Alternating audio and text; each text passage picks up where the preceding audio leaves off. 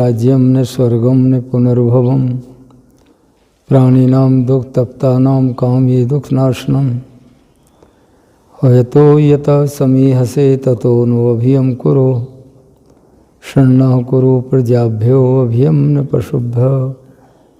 ओम शांति शांति शांति। श्रद्धेय स्वामी जी महाराज, संन्यास वृंद, सार्वदेशिक आर्य युवक परिषद के चिंतन शिविर में उपस्थित बहन और भाइयों, बहुत सुंदर व्यवस्था के अनुसार जो दिनचर्या निर्धारित की गई उसके अनुसार चिंतन मनन और मंथन चल रहा है। विषय आज दिया गया है महर्षि दयानंद और आर्य समाज। थोड़ा थोड़ा दोनों विषयों पर चर्चा करेंगे। आर्य समाज में दो शब्द हैं, एक आर्य और दूसरा समाज। आप सब लोग अच्छी तरह जानते हैं कि आर्य का अर्थ होता है श्रेष्ठ। गुण कर्म स्वभाव, श्रेष्ठ गुण कर्म स्वभाव युक्त आर्य, जिसके गुण अच्छे हैं, जिसके कर्म अच्छे हैं, जिसका स्वभाव अच्छा है, वो कोई भी व्यक्ति किसी वर्ग में, किसी परिवार में, किसी देश में पैदा हुआ हो, वो आर्य है। समाज और समझ ये दो शब्द हैं। समाज कहते हैं मनुष्यों के समूह को, और समझ कहते हैं पशुओं के समूह को। तो जो अच्छे लोगों का, श्रेष्ठ लोगों का समाज है, समूह है, उसी को समाज कहते हैं। महर्षि दयानंद जी महाराज ने मुंबई के अंदर आर्य समाज की स्थापना की, और उस समय जो स्थिति रही वो बहुत ही भयावह थी। आज तो वातावरण अनुकूल है, लेकिन उस समय वातावरण अनुकूल नहीं था। ऋषि ने बड़ा संघर्ष करके, साहस करके आर्य समाज की स्थापना की, और आर्य समाज का जो उद्देश्य रखा वो सार्वभौमिक है। 10 नियम बनाए, और छोटे से उसमें परिचय में अगर हम समझना चाहें तो आर्य समाज के जो 10 नियम हैं वो 3 कर्तव्यों का बोध कराते हैं। पहला, हमारा जो ईश्वर के प्रति क्या कर्तव्य है, 2 नियम इस बात का बोध कराते हैं। पहले नियम में ईश्वर की और दूसरे नियम में ईश्वर के स्वरूप की चर्चा है, और अंत में कहा कि वो सृष्टि करता है, पवित्र है, उसी की उपासना करनी योग्य है। तो ईश्वर के प्रति हमारा कर्तव्य है कि हम उसकी उपासना करें। और तीसरे नियम से लेकर के 5वें नियम तक हमारा अपने प्रति क्या कर्तव्य है उसकी चर्चा की गई। अभी बाहर जब बैठे थे तो स्वामी जी महाराज सत्य की बात कह रहे थे। एक जीवन के अंदर कोई विशेष परिस्थिति हो, कोई बहुत ही भयावह स्थिति आ जाए तो वो अलग है, वो अपवाद के रूप में है नहीं, अन्यथा सत्य ही बोलना चाहिए। तो तीसरे नियम से लेके 5वें नियम तक ऋषि दयानंद जी महाराज ने जो नियम बनाए वो आर्यों के लिए, कि उसमें यह है कि हम वेद का स्वाध्याय करें। कल पूनम बहन ने स्वाध्याय शब्द की बहुत संक्षिप्त सी व्याख्या की थी, लेकिन स्वाध्याय शब्द अपने आप में बहुत व्यापक शब्द है। स्वाध्याय का अर्थ होता है अपने जीवन का अध्ययन करना, अवलोकन करना, स्वाध्याय का अर्थ है आर्ष ग्रंथों का अध्ययन करना। स्वाध्याय का अर्थ है कि परमात्मा का ध्यान करना। तो हम जब स्वाध्याय करें तो कौन से ग्रंथों का करें? अनार्ष ग्रंथों का नहीं। आजकल हम अखबार पढ़ने में बहुत समय व्यतीत कर देते हैं, फिर उस पर डिबेट करते हैं और सारा समय ऐसे व्यतीत हो जाता है। ऋषियों ने कहा कि स्वाध्याय उन ग्रंथों का करना चाहिए जिन ग्रंथों के पढ़ने से, अध्ययन करने से मुक्ति और मोक्ष की तरफ हमारी रुचि बने और उसको हम अच्छी तरह से समझ लें। तो ऋषि ने इसमें कहा कि भाई क्या करना चाहिए कि वेद कब स्वाध्याय। हम सबको एक एक पृष्ठ भी अगर हम वेद का पढ़ेंगे, एक मंत्र भी पढ़ेंगे, तो ज्ञान में बढ़ोतरी होगी। इसलिए कहा, ऋषि ने कहा कि हमारा पहला कर्तव्य मनुष्यों का ये है कि वो वेद आदि जो है पढ़ना, पढ़ाना, सुनना और सुनाना, ये 4 विषय उसमें रख दिए। पर पढ़ना कौन पढ़े? विद्यार्थी काल में वेदों का अध्ययन हो। पढ़ाए कौन?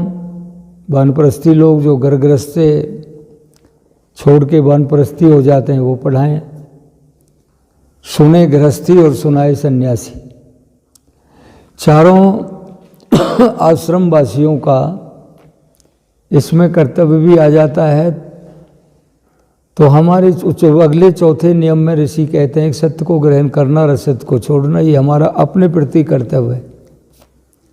सत्य में बहुत बड़ी ताकत है, बहुत बड़ी शक्ति है। और धर्म अगर समझना चाहे कि भाई धर्म का कोई पर्यायवाची शब्द है तो केवल सत्य है। तो यहाँ पर भी कहा गया कि हमारा अपने प्रति कर्तव्य है कि हम क्या करें? सत्य बोलें और असत्य का परित्याग करें, असत्य को छोड़ दें।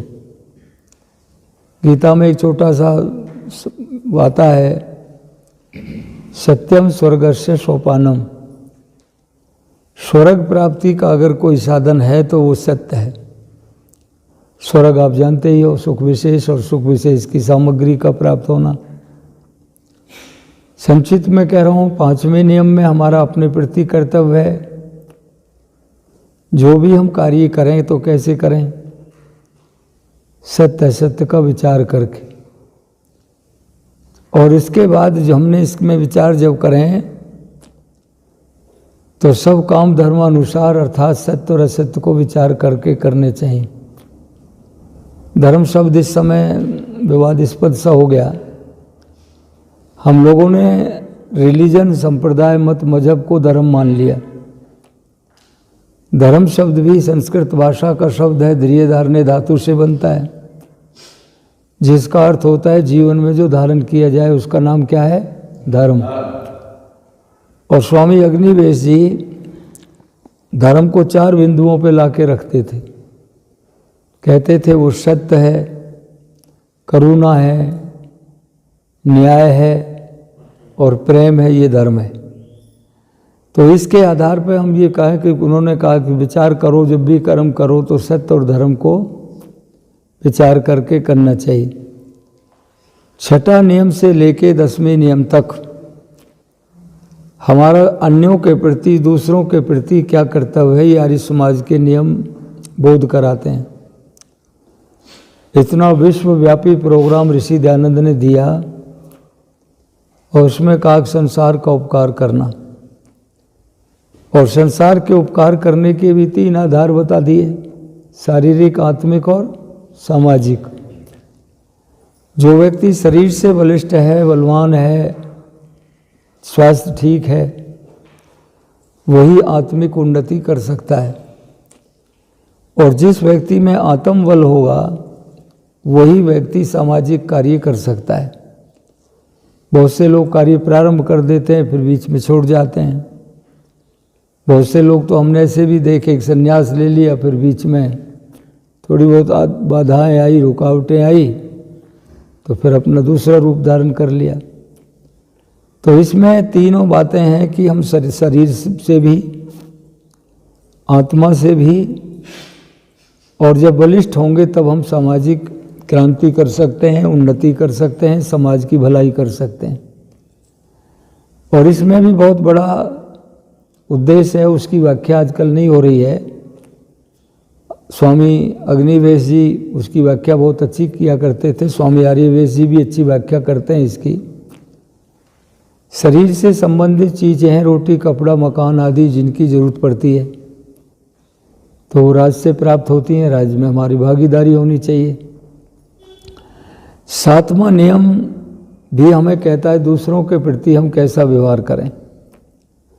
आज बहुत बड़ी विडंबना ये है कि हम अपने प्रति तो चाहते हैं कि अच्छा लोग हमारे साथ व्यवहार करें, लेकिन हम दूसरों के साथ कैसा व्यवहार करते हैं, बहुत ही घृणित व्यवहार। छोटी छोटी बात पे उत्तेजना आ जाती है, क्रोध पैदा हो जाता है, झगड़े की स्थिति पैदा हो जाती है। तो उसमें कहा प्रीतिपूर्वक सबसे कैसे व्यवहार करें, प्रीतिपूर्वक धर्मानुसार यथा योग। यथा योग का जो शब्द है इसका भाव निकलता है कि जैसा व्यवहार मैं अपने लिए चाहता हूँ वैसा व्यवहार मैं दूसरों के साथ करूँ। यथा योग में ये भी आता है कि हमारा अपने पिता के प्रति, माता के प्रति, गुरु के प्रति, बहन के प्रति हमारा क्या कर्तव्य है ऐसा व्यवहार करें। और प्रीति का मतलब है प्रेम पूर्वक। आजकल प्रेम तो गायबसाई हो गया, जातियों के नाम पर, संप्रदाय के नाम पर बहुत कुछ भेदभाव चल रहा है। 9वें नियम में व्यवहार दिया गया कि तुम ऐसा व्यवहार करो केवल हम अपनी उन्नति से संतुष्ट ना हो। आर्यों के लिए है ये व्यवस्था। हम अपनी उन्नति तो करें लेकिन उसके साथ साथ हमें दूसरों की उन्नति का भी ख्याल विचार रखना चाहिए। उन्नति जो शब्द है वो अपने आप में ये बात कह रहा है। उत माने होता है झुकना, नति माने होता उठना। जो दबे कुचले जो लोग हैं, असहाय लोग हैं, दीनहीन लोग हैं, उनको भी उठाओ और स्वयं भी ऊपर उठो। उन्नति केवल अपनी नहीं। और 10वां नियम तो बहुत ही व्यवस्था का है, जिसमें सब व्यक्तिगत हमारे जो अपने कर्तव्य हैं उसमें हम स्वतंत्र हैं और सार्वजनिक कार्यों के अंदर हम क्या हैं, पराधीन हैं। जैसे कि नियम बनाया कि बाईं तरफ चलना चाहिए रोड के ऊपर, तो उस नियम का पालन करना हमारे और आप सबके लिए जरूरी है। हम क्या खाते हैं, कहाँ बैठते हैं, क्या हमारी उपासना पद्धति है, ये हमारी व्यक्तिगत स्वतंत्रता है। तो आर्य समाज की जो स्थापना है वो इन 3 कर्तव्यों के प्रति लोगों को का रुझान करने के लिए और अपने जीवन में धारण करने के लिए की गई। आर्य समाज के बहुत सारे स्वरूप लोगों ने अपने अपने ढंग से कह दिए। किसी ने कहा आर्य समाज तो अस्पताल है, रोगी व्यक्ति आता है स्वस्थ होके निकलता है। जो लोग धार्मिक रूप से, बौद्धिक रूप से एक प्रकार से रोगी हैं, जिनकी बात समझ में नहीं आती, गलत रास्ते पर चले गए, वो आर्य समाज में आते हैं तो ठीक विचार लेके निकलते हैं। किसी ने कहा तो क्रांति है, परिवर्तन की लड़ाई लड़ने वाला संगठन है। किसी ने कहा तो एक आंदोलन है। अमेरिका का एक व्यक्ति था जैक्सन डेविस, उसने तो कहा ये तो एक अग्नि है। जैसे अग्नि सारे कूड़े करकट को जला के भस्म कर देती है, वैसे ही आर्य समाज भी सारा जो धार्मिक क्षेत्र में, सामाजिक क्षेत्र में, राजनीतिक क्षेत्र में, सांस्कृतिक क्षेत्र में जो विसंगतियाँ आ गई, दोष आ गए, उनको दूर करने का काम आर्य समाज करता है। आज आर्य समाज की स्थिति ये बन गई, हम अधिकांश लोग या तो ईश्वर भक्ति का एक आध गीत सुन लेते हैं, या क्या कर लेते हैं कि कोई स्वामी ऋषि दयानंद जी के प्रशंसा का कोई गीत सुन लिया और अपने कर्तव्य का इतिश्री कर लेते हैं कि जी आर्य समाज का वार्षिक उत्सव हो गया। जबकि आर्य समाज का जो दृष्टिकोण है वो विश्वव्यापी दृष्टिकोण है। आर्य समाज की हर क्षेत्र में बहुत बड़ी महती कृपा रही है, बहुत भूमिका रही है। कोई क्षेत्र ऐसा नहीं छोड़ा आर्य समाज ने जिस क्षेत्र में कार्य नहीं किए हों। और आर्य समाज जो की जो स्थापना की है वो महर्षि दयानंद जी महाराज ने की, आप सब लोग जानते हैं। यहाँ पर कबीर पंथ एक चल पड़ा, कबीर जी के नाम पे। रविदास के नाम पर भी एक पंथ चल पड़ा, मोहम्मद के नाम पर पंथ चला, ईसा के नाम पर पंथ चला। महर्षि दयानंद जी अगर चाहते तो वो भी अपने किसी न किसी नाम से कोई पंथ चला सकते थे। दयानंद समाज अगर वो नाम दे देते तो भी हम लोग लुटते और लोग भी जुट जाते, लेकिन नहीं, उन्होंने सारी प्रकार की संकीर्णताओं से ऊपर उठ के उन्होंने नाम दिया। क्या दिया नाम? आर्य समाज। ये तो आर्यों का समाज है, किसी का व्यक्ति का नहीं है, आर्यों का समाज नाम दे दिया। और महर्षि दयानंद का जो जीवन है, जीवन चरित्र हमें जरूर पढ़ना चाहिए। मैं अपनी गाड़ी में 3 पुस्तक जरूर रखता हूँ, सत्यार्थ प्रकाश, महर्षि दयानंद का जीवन चरित्र और संस्कार विधि। जब भी चलता हूँ रास्ते में कहीं ध्यान आता है, समय होता है तो पढ़ते रहते हैं, स्वाध्याय होता है। तो ये ऋषि दयानंद का जीवन चरित्र पढ़ना बहुत आवश्यक है। उनका जीवन चरित्र बड़ी भारी प्रेरणा देने वाला है। और शुरुआत होती है टंकारा से, और उनका जो यात्रा, अंतिम यात्रा जो समाप्त होती है वो कहाँ हो रही है? अजमेर में। बहुत बड़ा इतिहास है। टंकारा में एक नौजवान पैदा होते हैं, छोटी घटना से जीवन में परिवर्तन आता है, और उसी बात को लेके उनके मन में 2 विचार पैदा हो गए। एक विचार तो ये हो गया कि मैं मृत्युंजय को, एक प्रकार से मृत्यु के ऊपर विजय प्राप्त की जा सकती है कि नहीं, और दूसरा सच्चे शिव की खोज। 2 बातों को लेके अपना घर छोड़ दिया। संपन्न परिवार में पैदा हुए ऋषि दयानंद जी, प्रतिष्ठित परिवार था, और घर को छोड़ के चले गए। मूल शंकर नाम था उस समय। चले रास्ते में जाते जाते कहीं आश्रमों में गए, मठों में गए, साधुओं से मिले, उनका नाम रख दिया। उन्होंने नैष्ठिक की दीक्षा ले ली, और नैष्ठिक ब्रह्मचर्य का जब व्रत ले लिया तो उनका नाम क्या हो गया? शुद्ध चैतन्य। शुद्ध चैतन्य के बाद भी लोगों ने कहा कि भाई तुम्हें तो मिल नहीं सकता वो शिव जो है, तुम्हें संन्यास लेना पड़ेगा। तो उन्होंने पूर्णानंद नाम के व्यक्ति से, सन्यासी से, जो बहुत बड़े विद्वान थे उस समय के, उन्होंने उन्हें संन्यास दे दिया। संन्यास लेने के बाद भी फिर उनकी पढ़ाई लिखाई की रुचि हुई। व्याकरण पढ़ूं, आर्ष ग्रंथों का अध्ययन करूं, वेदों का वार्ष करूं, ये सब सोच करके योग अभ्यास करूं। तो उन्होंने कहा, पूर्णानंद जी ने, कि भाई मैं वृद्ध हो गया, अब मैं पढ़ाने लिखाने में असक्त हूँ। तो उन्होंने कहाँ भेज दिया? उन्हें मथुरा में भेज दिया। और मथुरा में जो रहते थे दंडी स्वामी बिरजानंद जी महाराज, वो भी स्वामी पूर्णानंद के ही शिष्य थे। उनसे उन्होंने पढ़ा भी था, संन्यास भी लिया, और उनके पास जा कर के उन्होंने अध्ययन किया। तो मथुरा भी हमारे और आप सबके लिए एक ऐतिहासिक जगह है। आपने किसी ने देखा है कोई स्थान या नहीं देखा? नहीं भी देखा है तो कभी मथुरा साइड में जाओ, वृंदावन जाओ तो उसको ज़रूर देखो। आर्यों का तीर्थ स्थल है वो। जगह तो उतनी बड़ी नहीं रही जो पहले थी, छोटी सी जगह है, उसमें ही ये साल आदि बना रखी हैं। तो ऋषि दयानंद जी की जो विद्या थी, उन्होंने मथुरा में पठन पाठ किया, अपना पढ़ाई की। और कितने कमाल की बात है, कितना घोर तप किया उन्होंने। स्वामी दयानंद जी महाराज ने जब वो पढ़ते थे तो बिरजानंद जी की एक शर्त थी कि मैं किसी सन्यासी को नहीं पढ़ाऊंगा, वो दूसरे लोगों को पढ़ाते थे। तो उन्होंने कहा कि भाई नहीं पढ़ाएंगे तो फिर कैसे व्यवस्था बने? तो क्या भोजन आदि की व्यवस्था नहीं हो सकती?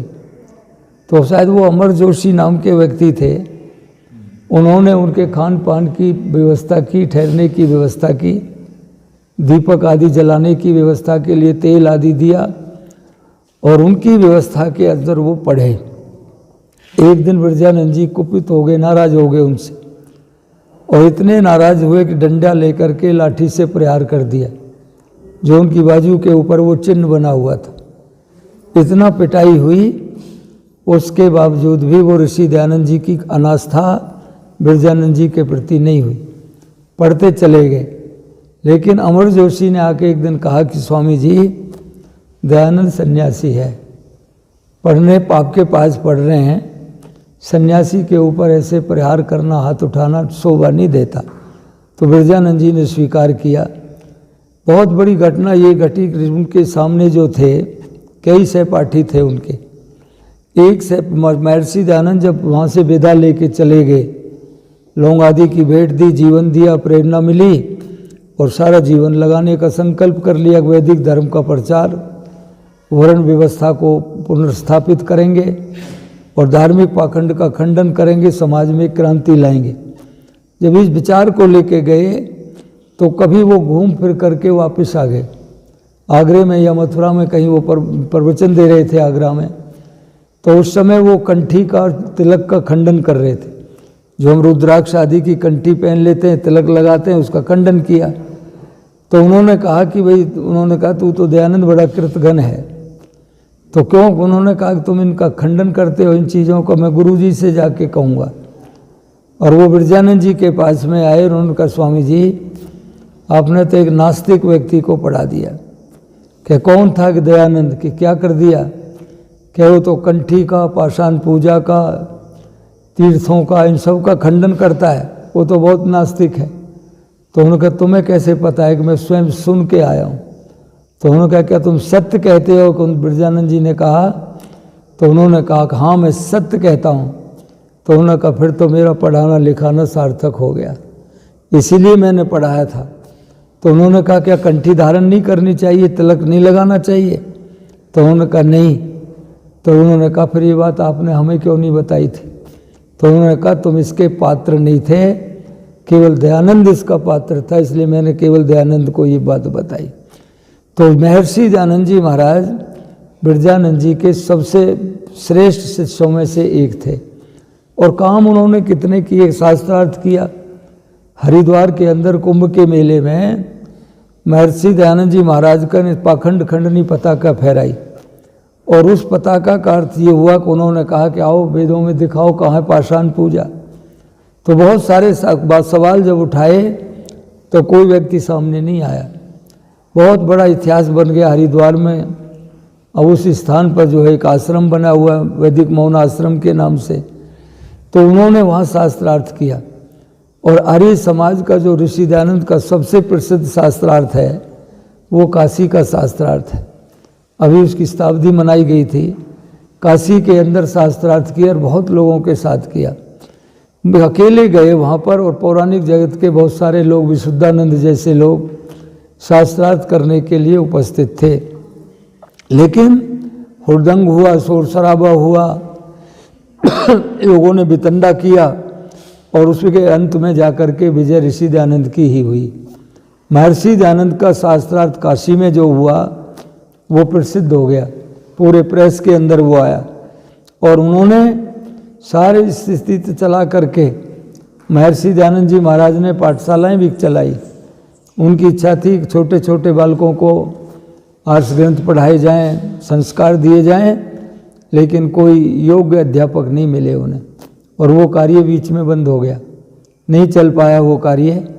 तो महर्षि दयानंद जी ने बहुत सारे जब कार्य उन्होंने किए, और उन्होंने मथुरा में पढ़ाई की, टंकारा में जन्म लिया, मुंबई में आर्य समाज बनाया, हरिद्वार में पाखंड खंडनी पताका फहराई, और सबसे ज़्यादा देख करके फिर उन्होंने काशी में शास्त्रार्थ किया।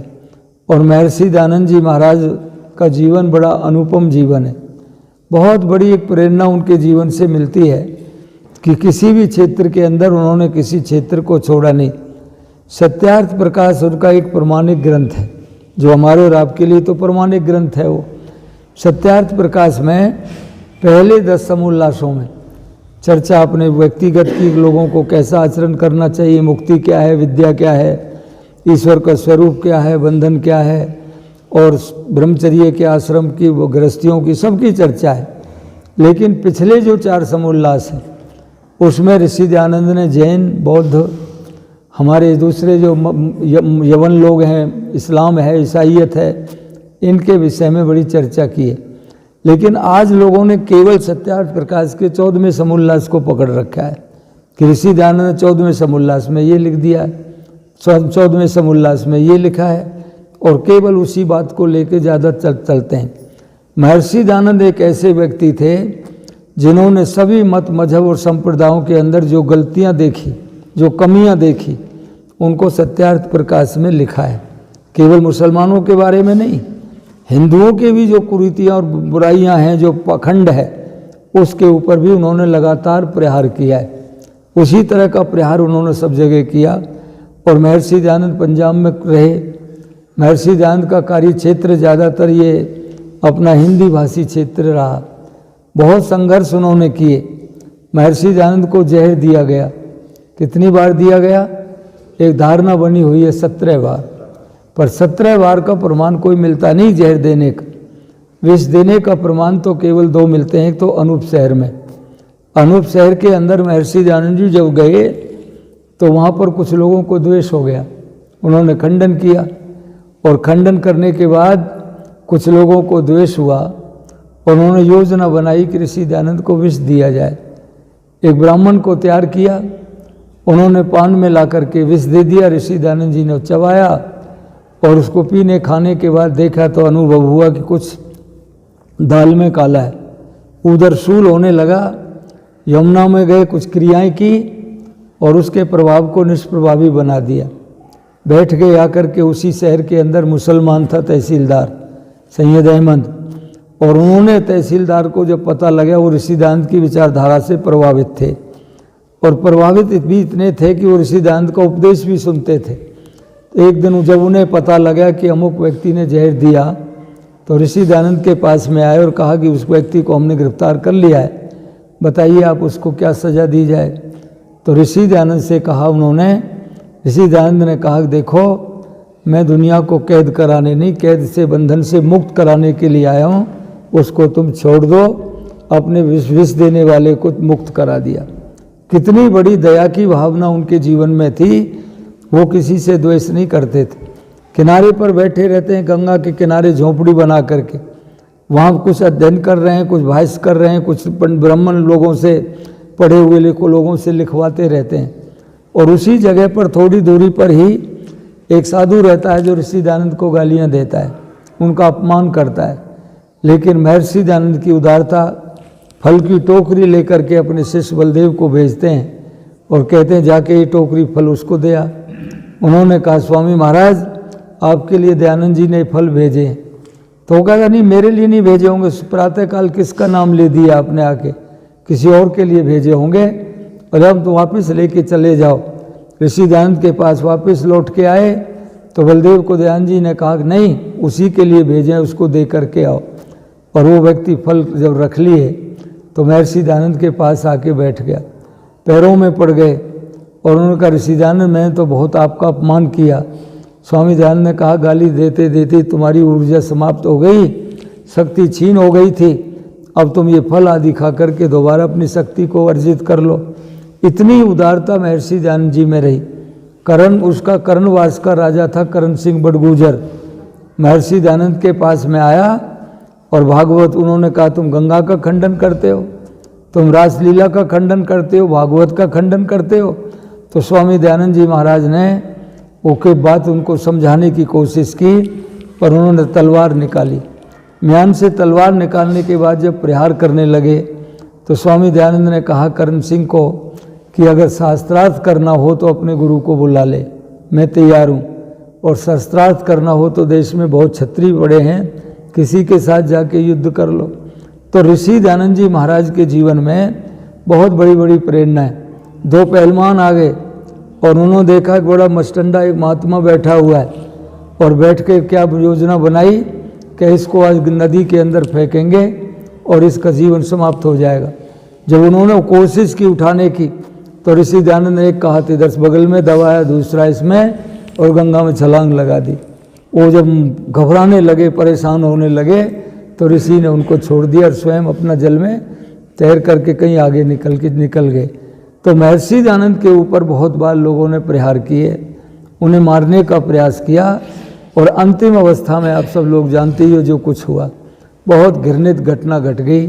महर्षि दयानंद का एक राष्ट्रवादी चिंतन है, स्वामी दयानंद जी केवल आध्यात्मिक साधु नहीं थे, वो समाज सुधार भी चाहते थे, आध्यात्मिक भी चाहते थे और राजनीतिक क्रांति के भी पक्षधर थे। बहुत बड़ी भूमिका उनकी इस देश की आज़ादी में रही, उनके अनुयायियों की रही। उनके ग्रंथों को पढ़ के बहुत लोगों ने प्रेरणाएं ली। तो स्वामी दयानंद जी महाराज को जीवन के अंदर बहुत बड़ा संघर्ष करना पड़ा। जगह जगह वो गए, शास्त्रार्थ किए, लोगों ने पथराव किए।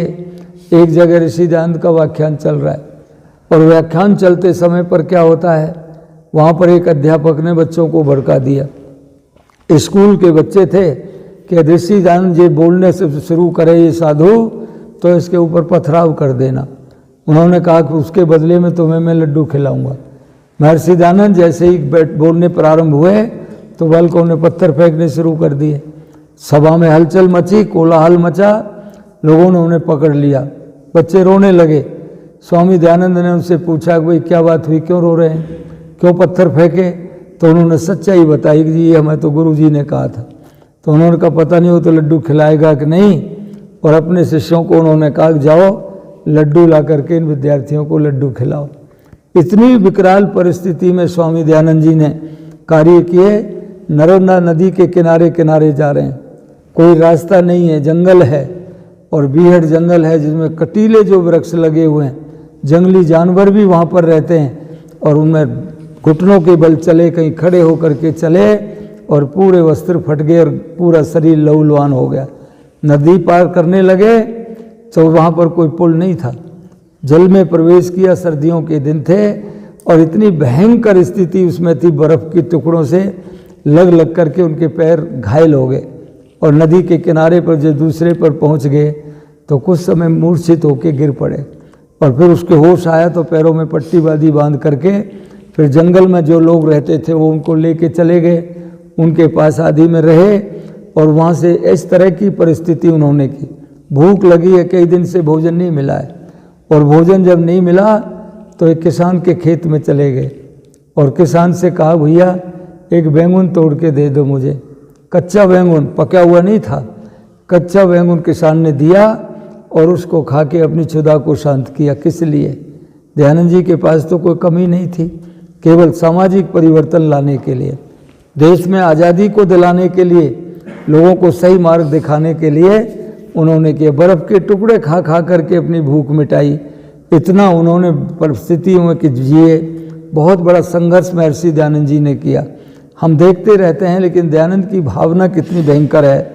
महर्षि दयानंद एक दिन बैठे हुए हैं, कोई भोजन रख करके चला गया और ऋषि का नियम ये था कि जब कार्य पूरा होता था तब वो भोजन करते थे, लेकिन एक दिन भोजन नहीं किया उन्होंने, भूखे सो गए रात के समय। दूसरे दिन भक्त आया और भक्त ने आके कहा देखा कि भोजन तो ज्यों क्यों तो रखा है। कहा स्वामी जी रात को भोजन नहीं किया? तो उन्होंने कहा मुझे ध्यान ही नहीं रहा, कल मैं इतना दुखी था, परेशान था कि इस देश में विधवाओं के विवाह नहीं हो रहे हैं, दास प्रथा चल रही है, गो हत्या देश में हो रही है और देश के अंदर अंधविश्वास और पाखंड बढ़ रहा है। इन सब बातों को लेके मैं बड़ा व्याकुल था।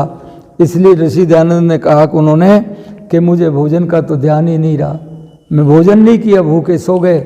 इतनी बड़ी वेदना थी, समय शायद हो गया है, तो फिर भी मैं थोड़ी सी दो बात और आपके सामने बता के समाप्त कर रहा हूँ। महर्षि दयानंद जी महाराज ने की घटना एक बहुत बड़ी प्रसिद्ध घटना है, आर्य समाज के उत्सवों में आपने बहुत बार सुनी होगी।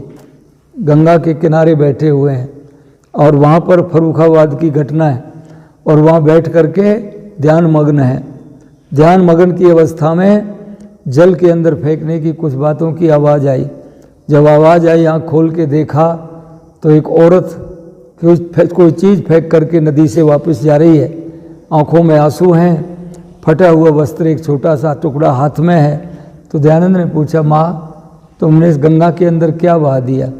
तो ऋषि ने कहा कि उन्होंने कहा कि मैं विधवा हूँ, मेरा पति नहीं है, एकमात्र बुढ़ापे का सहारा मेरा ही बेटा था और ये बेटा का देहांत हो गया।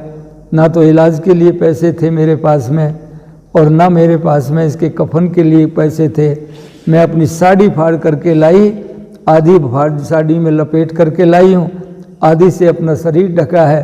अब बालक को तो मैंने नदी में बहा दिया, इस कपड़े को जाके सीऊंगी, और सी करके फिर अपने शरीर को ढकने का काम करूँगी। तो दयानंद उस समय रोए थे। और कैसे रोए? जैसे महाराणा प्रताप चेतक के मरने पर रोया था, उस समय स्वामी दयानंद जी महाराज उस विधवा औरत की स्थिति को देख के रोए। और किसी कवि ने कहा कि हुक सी दिल में उठती है, एक दर्द जिगर में होता है, हम रात के उठ के रोते हैं जब आलम चैन से सोता है। ये था दयानंद। दयानंद के जीवन की कितनी घटनाएं सुनाई जा सकती हैं, संस्मरण सुनाए जा सकते हैं। अंग्रेज कहता है कि स्वामी दयानंद, वेद का प्रचार, धर्म के प्रचार में कोई बाधा तो नहीं है? तो उन्होंने कहा नहीं, स्वच्छंद होकर के प्रचार करता हूँ, कोई विधान नहीं है। तो उन्होंने कहा फिर तो भगवान से प्रार्थना किया करो कि भारत के अंदर चिरकाल तक अंग्रेजों का राज्य स्थापित रहे। लेकिन दयानंद ने क्या कहा कि अंग्रेज को कहा, अंग्रेज मैं तो भगवान से रोज़ प्रार्थना करता हूँ कि अंग्रेज मेरे देश से चला जाए और मेरा देश आज़ाद हो जाए, मेरी तो ये कामना है। इतना बड़ा कौन कह सकता है? वो कह सकता है जिसमें आत्मबल होगा। स्वामी दयानंद में आत्मबल था, शरीर का बल भी था। और ऋषि दयानंद केवल जीवन में 2 बार रोए। एक बार तो अपने चचा की मृत्यु पर, और एक बार उस विधवा की स्थिति को देख करके। भूखे रहे तब नहीं रोए, पत्थर फेंके तब नहीं रोए, लोगों ने निकाल दिया बाहर। लाहौर में सभा हो रही है, पौराणिक लोग ले गए, मूर्ति पूजा का खंडन किया, उन्होंने हटाया कि जाओ। डॉक्टर रहीम खां वो ले गए, मस्जिद में प्रवचन कराया, तो उनका अपनी कोठी पर प्रवचन कराया, तो वहाँ इस्लाम के खिलाफ बोले, वहाँ से भी विदा कर दिया गया। उस समय दयानंद रोए नहीं थे, इस देश की व्यवस्था पर रोए। तो महर्षि दयानंद के जीवन चरित्र को हम पढ़ें, समझें, सुने, एक एक घटना को देखें और आम आदमी को इस बातों को बताने का प्रयास करें, तो हमारी समझ में आएगा कि दयानंद क्या है। दयानंद को समझेंगे तो आर्य समाज समझ में आ जाएगा। बहुत बड़ा उद्देश्य लेके आर्य समाज की स्थापना महर्षि दयानंद ने की थी। तो मैं अपना आपका धन्यवाद करता हूँ, स्वामी जी का धन्यवाद है, उन्होंने मेरे जैसे अबोध व्यक्ति को बैठने यहाँ बोलने के लिए समय दिया। आप सबका बहुत धन्यवाद।